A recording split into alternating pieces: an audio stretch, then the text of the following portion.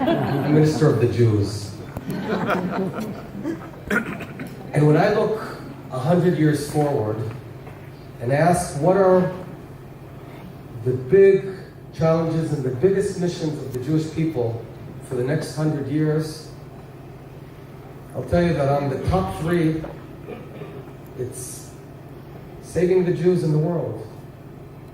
Because this generation, we're also losing many Jews to assimilation and disconnecting. Seldom in our history have we had such a massive disconnection of Jews. And I view that as an imperative. I view that as a vital challenge. How do we stay connected? How do Jews stay Jewish 100 years from now? And you know, in the past, the state of Israel looked at the Jews in diaspora as one of two. Either you make aliyah or you donate. Otherwise, you know. But we now also understand that not everyone's going to make aliyah. And that's okay. I mean, we'd love everyone to make aliyah, make no mistake.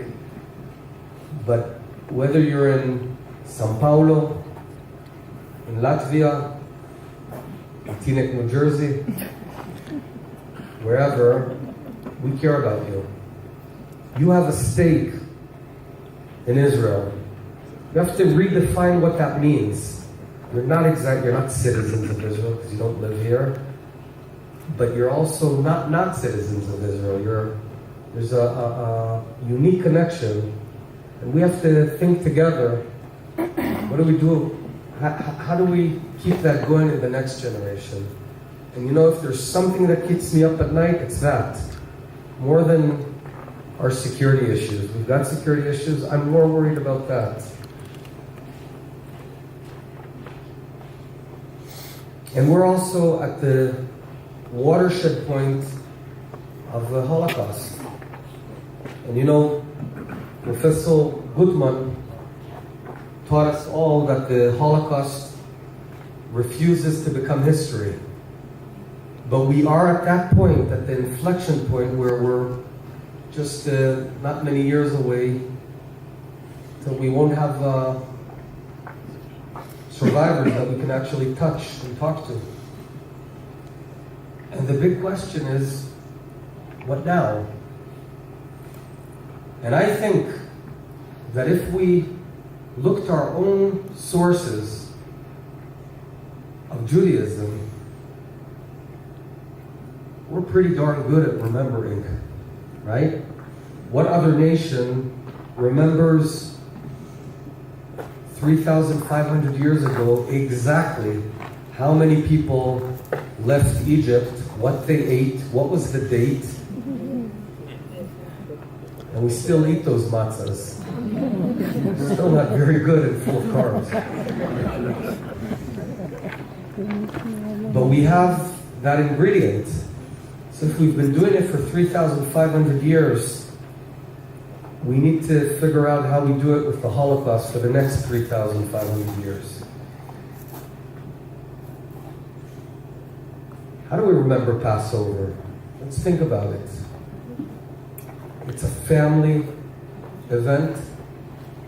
Family is central to the memory. It's active remembrance. The whole seder is about getting the young kids to ask questions. Right? We do all these weird things, not because we want to be weird.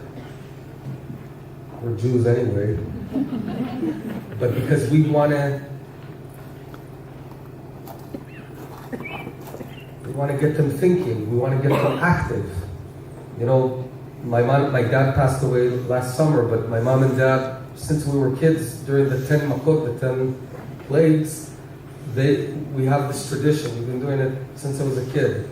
So, you know, blood, they'll take red ink and pour it in water, and then frogs, they have plastic frogs from a store, they throw it at us. And now my children enjoy that. And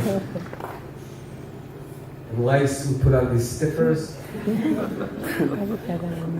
It takes a few days to get them off. So we need to figure that out.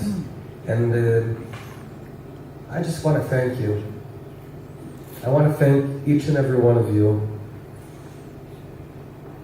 for thinking about the next 3,500 years, because that's what we're doing right here. We're not talking about next year. We're building the future of the remembrance of the Holocaust. I'm very optimistic about Israel. I'm very optimistic. We're a wonderful nation in pretty tough circumstances. I don't know if there's any other country that has Hezbollah in the north, Jabhat al-Nusra in Syria, ISIS in Sinai, Hamas in Gaza. I'd say there's some better neighborhoods around. But we're doing well. And we're exporting good to the world. Medical stents, navigation solutions. In China, we're producing milk and food. In Africa, using our technologies. But exporting technology alone is not enough. We've learned, the Holocaust has told us and taught us that technological progress has nothing to do with morals. You can misuse it, and then you have very advanced technology that can be used for horrible purposes. In Israel's goal, Israel's raison d'etre is to export morality.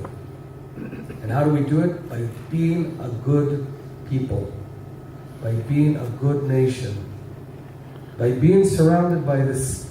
We don't choose our neighbors, but still within our country, doing well, but also doing good.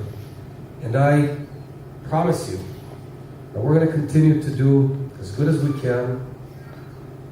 And we need you out there fighting for us, speaking up, always, always. Never let a lie go by. Step up, speak up. And together we'll build the next 3,500 years. Brothers and sisters, I love you. Thank you.